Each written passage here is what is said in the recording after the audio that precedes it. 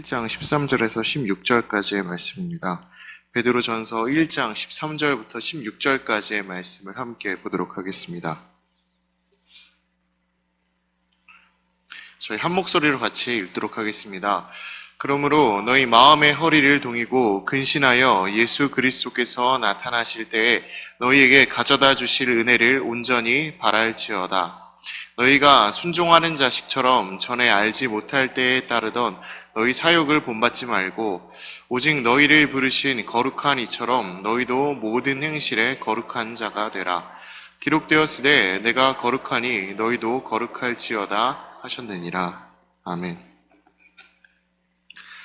성경의 말씀을 읽다 보면은 우리의 삶에서 욕심을 따라 구하는 것들을 쉽게 주지 않는다라는 것을 알게 됩니다. 성경 어느 곳을 봐도 돈을 벌기 위해 우리가 해야 할 그 삶의 지침을 제공해 주지 않으며 권력자의 삶을 살기 위해서 우리가 이 땅에서 필요한 것 그리고 만나야 될 사람들에 대한 목록을 제시해 주지도 않습니다. 하지만 세상에는 이 성경과는 반대로 구체적인 무엇인가를 제공해 주는 경우가 굉장히 많다는 것을 우리는 잘 알고 있습니다.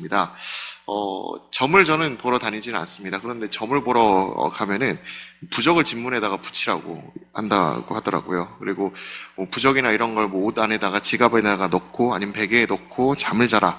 이렇게 하는 등의 구체적인 행동을 요구합니다. 그리고 그렇게 행동을 하게 되면은 분명 그 일들을 행했을 때 나타나는 이 삶에 좋은 부분들이 있을 것이다 라는 그 효과 역시도 확실하게 있을 것이다 이야기를 해줍니다. 확실한 행동과 그리고 그에 대한 보상을 이렇게 제시를 해주는 것이죠. 이렇게 이런 부분들을 이야기해주고 있기 때문에 이런 사술들에 익숙한 사람들은 그렇게 확실한 그 행동과 그리고 그 확실한 보상에 기대어 나아가곤 합니다. 그런데 이런 사술들에 익숙한 사람과 기독교의 이 진리를 모르는 사람들이 성경을 바라보게 된다면 어떤 느낌을 받게 될까요? 저는 이 사람들이 바라보는 성경은 매우 불확실하고 그리고 명확하지 않으며 불친절하기 그지없다 이렇게 바라볼 것이라고 생각이 됩니다. 이런 사람들이 요구하는 것은 이 불확실한 삶이 아니라 지금 당장 눈앞에 보이는 내 삶을 이끌어갈 삶의 설명서인데 성경은 그런 이야기들은 하고 있지 않기 때문입니다. 이런 시선의 차이가 생기는 이유는 무엇일까요? 바로 성경을 바라보는 그 시선의 중심의 차이에 있다라고 생각됩니다. 세상은 나를 중심으로 모든 것을 바라봅니다. 그리고 나를 중심으로 해석하고 그리고 내가 중심이 되어서 그 일을 해 나아가야만 합니다. 하지만 우리 그리스도인은 누구 중심으로 바라보고 해석을 하겠습니까? 바로 하나님 중심으로, 예수님 중심으로 바라보고 사고하는 것에 익숙하며 그리고 그것이 정답이라 생각하고 나가는 사람들입니다. 여러분, 나 중심으로 바라보는 것과 하나님 중심으로 바라보는 것, 과연 어느 것이 옳은 것일까요? 당연한 질문을 하면 대답을 하기가 꺼려지죠. 뭐가 정답인가 싶어서요. 예, 그렇습니다. 당연히 하나님을 중심으로 바라보는 것이 맞습니다. 성경이 우리에게 계속해서 이야기하고 있는 주제는 그리고 그 주인공은 내가 아니라 하나님이십니다. 분명 성경은 세상에서 살아가는 삶의 방법이 아니라 예수 그리스도 안에서 살아가는 삶의 목적과 방향성을 우리에게 제시하고 있습니다. 성경이 전하는 구원의 이야기를 한번 생각해 봤으면 좋겠습니다. 하나님은 이 세상이 죄악에 가득 차 있는 것을 보시면서 계속해서 가슴 아파하셨습니다. 그리고 이런 죄악의 굴레를 끊기 위해서 예수 그리스도를 이 땅 가운데 보내주신다라고 약속을 하셨고 그 약속대로 예수님께서 이 땅에 오셨습니다. 여기서 하나님이 바라신 것은 무엇이겠습니까? 바로 세상이 예수님을 믿고 구원받는 것입니다. 예수님을 믿고 구원받는 방향으로 우리가 변화되기를 원하셨던 것이죠. 그리고 예수님께서는 이것을 이 땅 가운데 실현하시기 위해서 이 땅에 직접 오셨습니다. 그런 예수님이 이 땅에 오셔서 우리보다 앞서서 고난의 길을 걸어가시며 우리를 구원하셨고 그 뒤에 있는 우리에게 어떻게 말씀하셨을까요? 예수님이 하셨던 그 여러 가지 이야기들을 한마디로 줄인다면은 여기선 이렇게 설명을 드리고 싶습니다. 나를 따르라. 예수님께서는 반복해서 자신이 걸어간 그 길을 우리에게도 따라오라고 말씀을 하십니다. 마태복음 8장 22절을 보면 너는 나를 따르라 이렇게 이야기하시는 장면이 나오고, 마태복음 10장 38절을 보면 자기 십자가를 지고 나를 따르라 이렇게 말씀하십니다. 그리고 요한복음 8장 12절을 보면 나를 따르는 자는 어둠에 다니지 아니하고 생명의 빛을 얻으리라 말씀을 하십니다. 요한복음 12장 26절도 또 말씀하십니다. 나를 섬기려면 나를 따르라. 예수님께서는 반복해서 자신을 따르라, 그리고 내가 간 길을 같이 따라 걸어오라 우리에게 말씀하십니다. 예수님이 우리에게 원하셨던 것은 그분의 생각을 따르고 그 발자취를 따라 걸어가는 것이었습니다. 예, 그렇습니다. 성경은 예수님의 이야기이고 그 예수님을 따라야 하는 우리의 삶의 목적을 찾게 해주는 이야기입니다. 인간적인 욕심과 갈망을 이루어줄 마법의 책이 아니라 바로 우리가 예수 그리스도 안에서 어떻게 살아 나아가야 할지 삶의 지침을 알려주는 지침서인 것입니다. 그러므로 성경을 보는 우리의 시선은 예수 그리스도를 따르는 일을 행해야 합니다. 그것이 성경을 바르게 바라보는 지혜입니다. 그러나 인간적인 욕심이 앞서는 상황이 와서 나를 중심으로 성경을 바라보게 된다면 이 성경은 당연히 불친절할 수밖에 없습니다. 성경이 하지도 않는, 그리고 성경이 말하지도 않는 걸 억지로 이 안에서 찾으려고 하는 행위이기 때문입니다. 하지만 우리가 예수님의 시선으로 올바르게 성경을 바라보게 된다면 이것만큼 친절하고 명확하며 확실한 내용이 이 안에 담겨 있다는 걸 우리는 깨닫게 됩니다. 우리를 향한 하나님의 사랑이 담겨 있음이 이 책에서는 너무나 확실하게 드러나고 있으며, 예수 그리스도가 이 땅에서 그것을 이루기 위해 오신 것 또한 확실하니까 우리는 이것을 우리를 향한 이야기로 받아들일 수밖에 없습니다. 그리고 이런 구원이 그 이름을 믿는 자들에게 항상 열려 있고 차별이 없기 때문에 우리가 바라보고 있는 이 말씀은 우리에게 너무나 친절하고 사랑이 넘치는 책이라고 볼 수밖에 없습니다. 이렇게 성경을 이해하고 받아들일 수 있기 위해 중요한 것을 다시 한번 말씀드리면, 내가 중심이 돼서 성경을 바라보는 것이 아니라 예수님을 중심으로 성경의 말씀을 받아들이고 생각해야 한다는 것입니다. 바로 그것이 우리 성경을 바라보는 우리의 시선이 되어야겠습니다. 오늘 말씀 역시도 그것을 이야기하고 있습니다. 오늘 말씀 13절을 같이 한번 소리내서 읽어보도록 하겠습니다.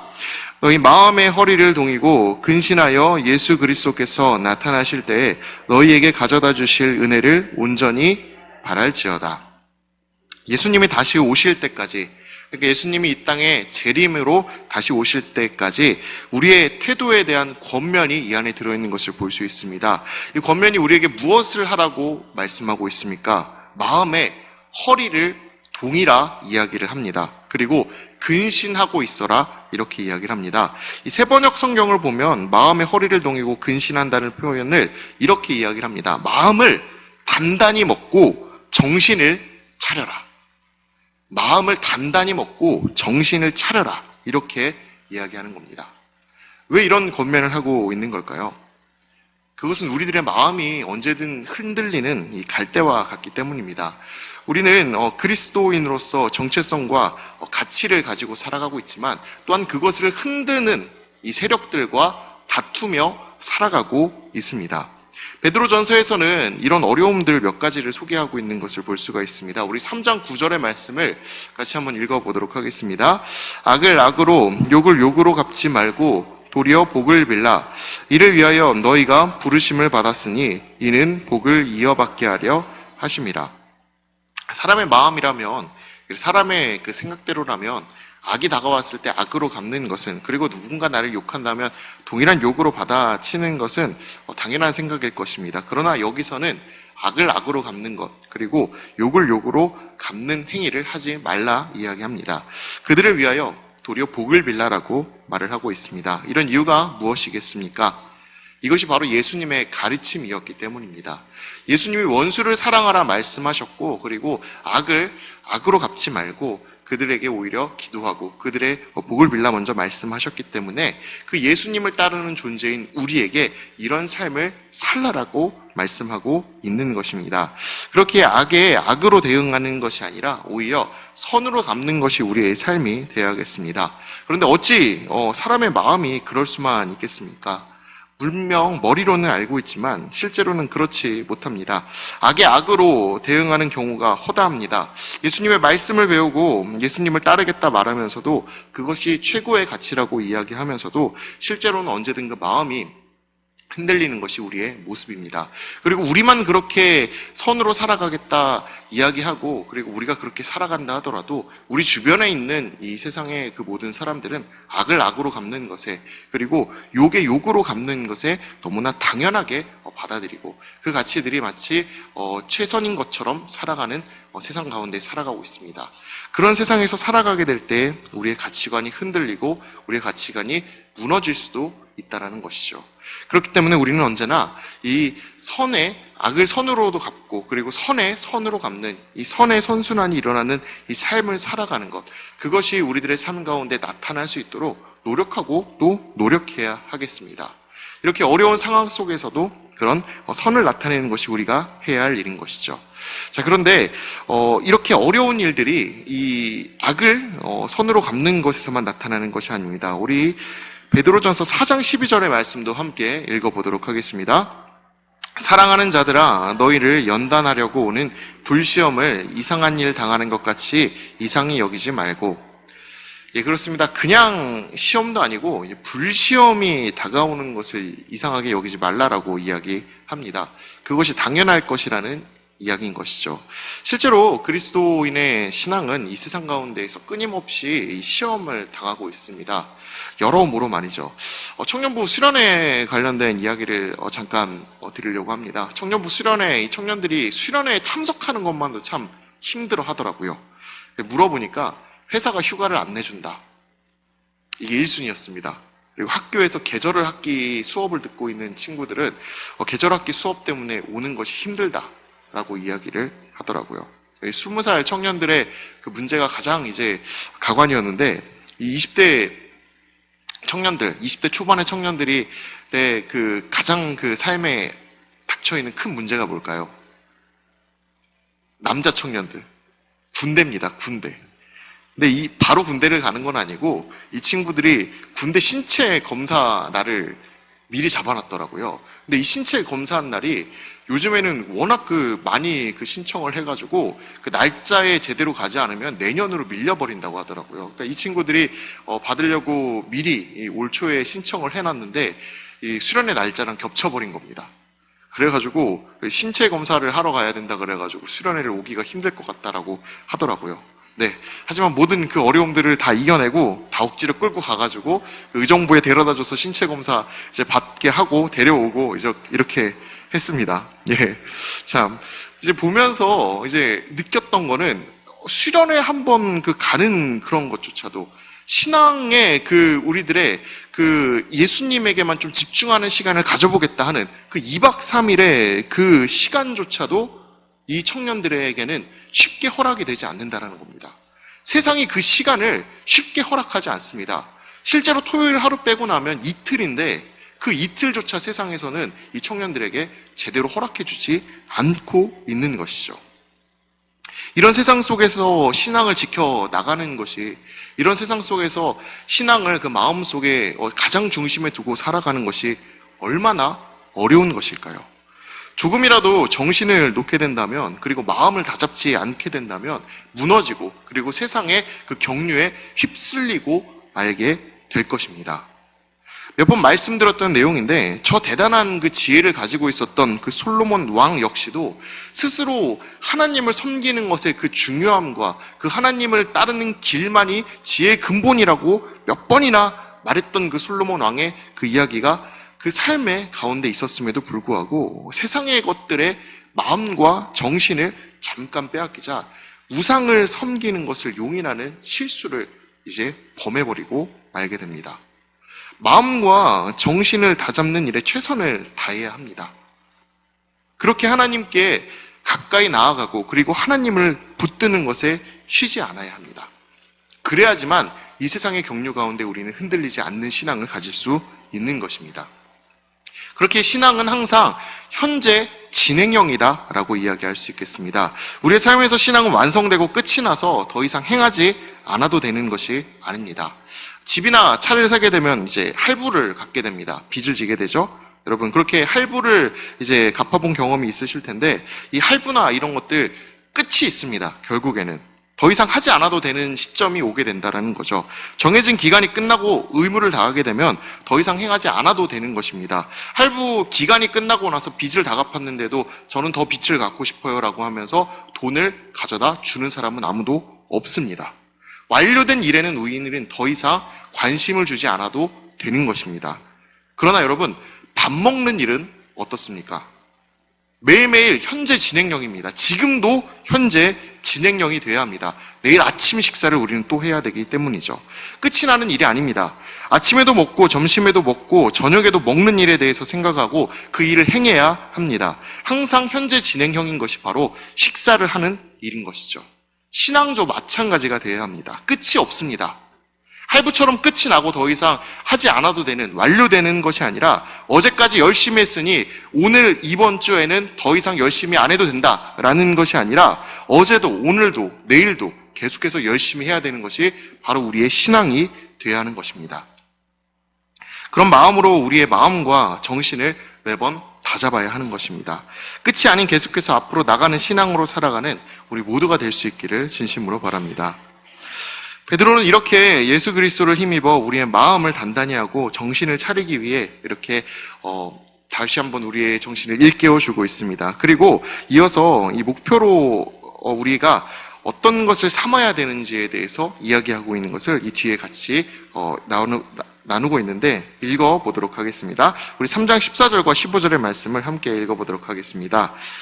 너희가 순종하는 자식처럼 전에 알지 못할 때에 따르던 너희 사욕을 본받지 말고 부르신 거룩한 이처럼 너희도 모든 행실에 거룩한 자가 되라.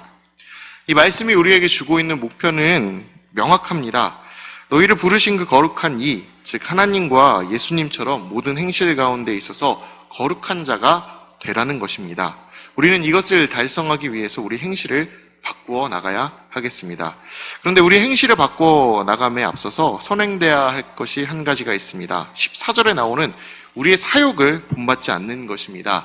앞에 이야기했던 것처럼 성경을 내 중심대로 보는 것, 나의 욕심으로 말씀을 이해하는 것, 보고 싶고 듣고 싶은 말씀만 보는 것 등 내 욕심을 버리라는 것이죠. 이것들을 이겨내기 위해서 14절에서 우리에게 필요한 것이 무엇이라고 이야기하고 있습니까? 앞에 우리 세 문장만 같이 읽어보도록 하겠습니다. 너희가 순종하는 자식처럼. 예, 그렇습니다. 순종하는 것입니다. 말씀 앞에서 온전히 순종하는 것입니다. 이 순종은 나의 나된 것이 나로 인함이 아니라 하나님의 은혜라는 철저한 자기 부인 속에서 이제부터 나의 생각과 행동이 모두 하나님을 따름을 뜻하는 것입니다. 그리고 하나님의 말씀이 나의 삶에 있어서 최우선 가치라 여기며 그 하나님의 말씀을 따르는 것을 의미합니다. 이런 순종의 예를 보여준 성경의 인물이 누가 있을까요? 저는 가장 먼저 이사야가 떠올랐습니다. 며칠 전 새벽 예배 때 나눈 이 본문을 보면서 이사야의 일이 가장 먼저 떠오르게 됐는데 참 인상 깊게 다가와가지고 다시 한번 소개를 해드리려고 합니다. 여러분, 이사야 20장을 보게 되면 예언자로서 그의 이제 활동 기록이 나오는 것을 볼 수가 있는데 이 20장의 배경을 간단하게 설명을 드리면 강대국이었던 이 애굽이 슬슬 힘을 다하고 아수르가 이제 초강대국으로, 군사 강대국으로 이제 올라서는 시기였습니다. 그리고 이 되게 강한 나라들이 그렇듯이 자기의 힘을 이제 과시하고 싶어집니다. 다른 나라를 침략해서 다른 나라의 것들을 빼앗고 싶어 합니다. 그래서 아수르도 계속해서 땅을 넓히는 전쟁을 했고 주변의 나라들을 자신의 그 영향력 아래에 두었습니다.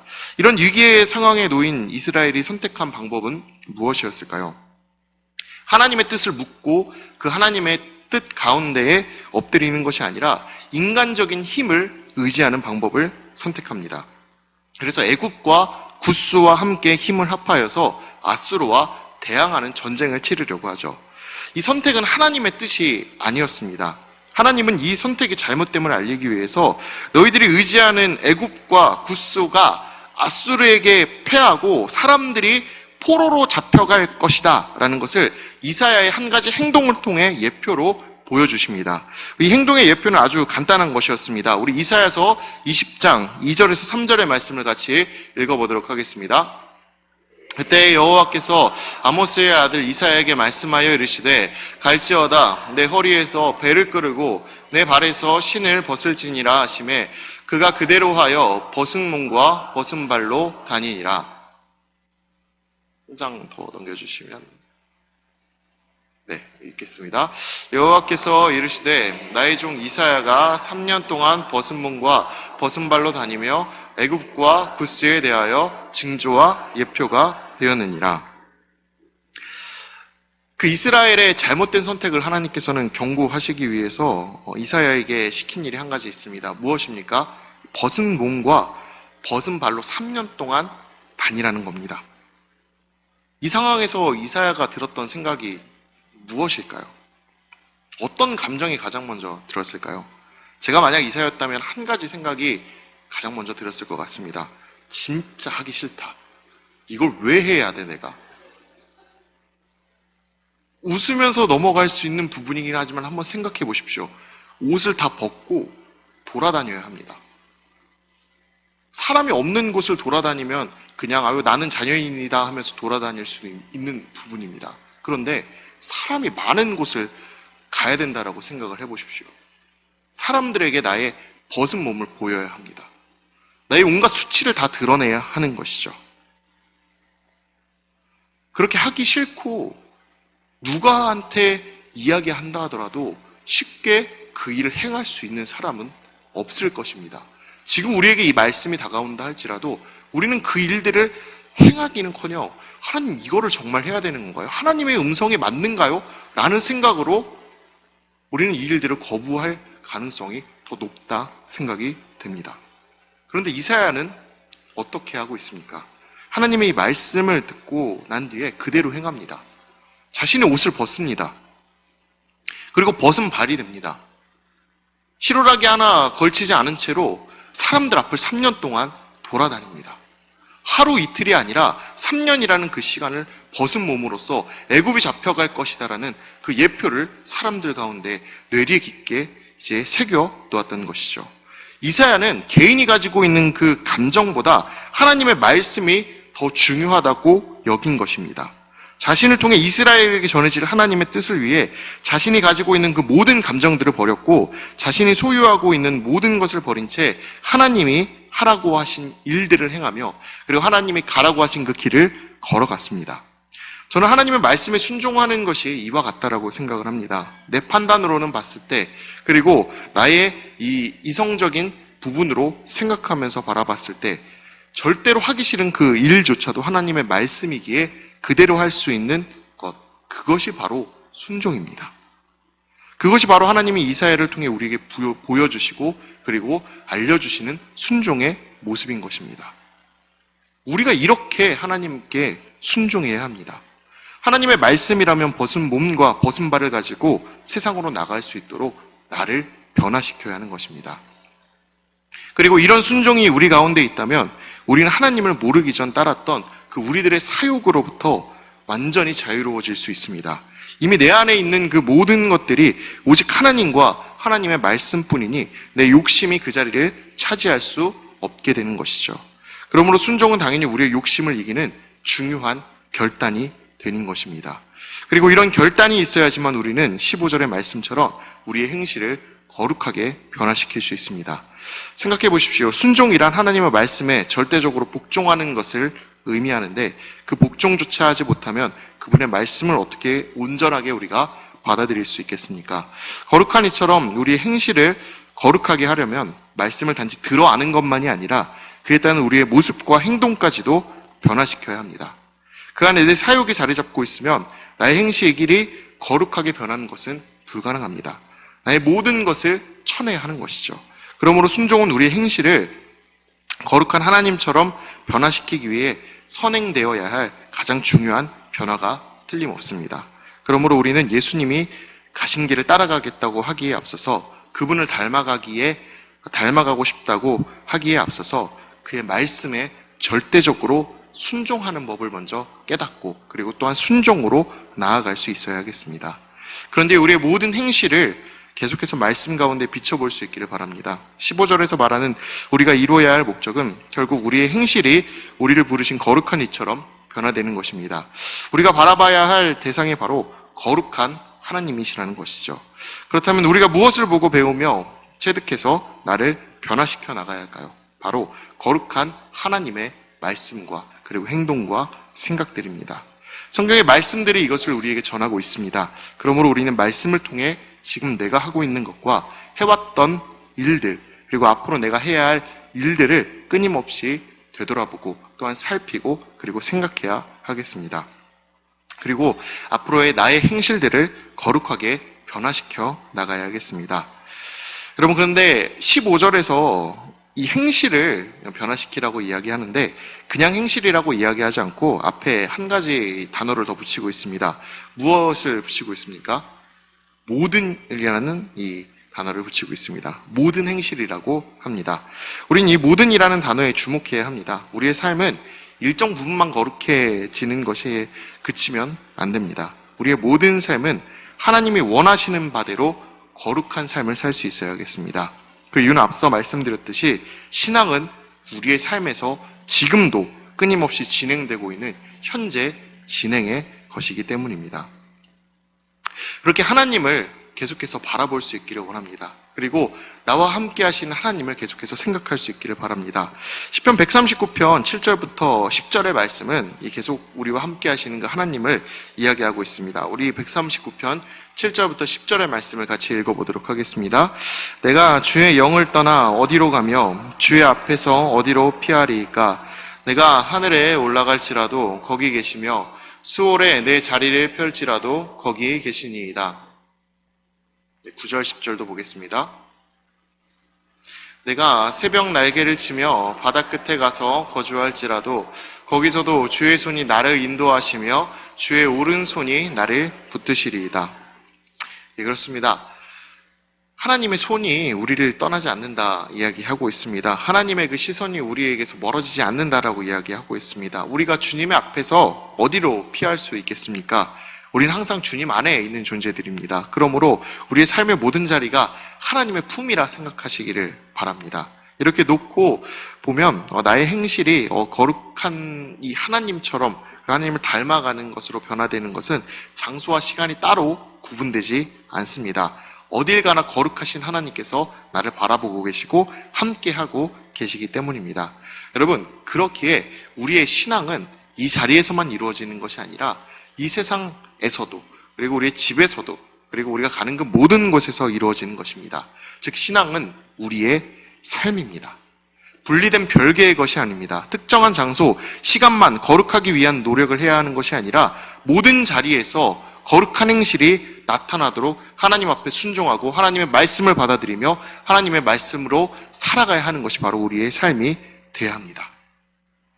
출애굽기 3장을 보면 하나님 앞에 선 모세가 신을 벗고 겸손한 마음으로 이제 엎드리는 장면이 나옵니다. 그렇게 하나님 앞에 겸손한 마음으로 엎드리고 바라보는 그 시선이 우리들의 삶 가운데서 나타날 수 있기를 진심으로 바랍니다. 그리고 다윗이 하나님의 법궤를 보면서 바지가 벗겨지도록 기쁨의 찬송을 드리는 장면이 나오는 것을 우리는 사무엘서에서 보았습니다. 그 기쁨의 찬양이 우리들의 삶 가운데서 끊이지 않고 나타날 수 있기를 진심으로 바랍니다. 그리고 항상 주어진 말씀의 사명을 다하기 위해 만족하지 않으며 끝까지 달려가려 했던, 홑대를 향하여 달려가려 했던 바울의 삶과 같은 모습이 우리들의 삶 속에서 나타날 수 있게 되기를 진심으로 바랍니다. 이런 변화가 내 삶의 모든 자리에서 일어날 수 있도록 나를 변화시켜달라고, 하나님께 더 순종하는 모습을 달라고, 그리고 하나님의 말씀과 더욱 가까워지게 해달라고 지금 이 시간 다시 한번 간구하며 하나님 앞으로 나아가는, 그리고 그렇게 우리들의 삶을 하나님께 드리기로 결단하는 시간이 되기를 진심으로 소망합니다. 함께 기도하도록 하겠습니다.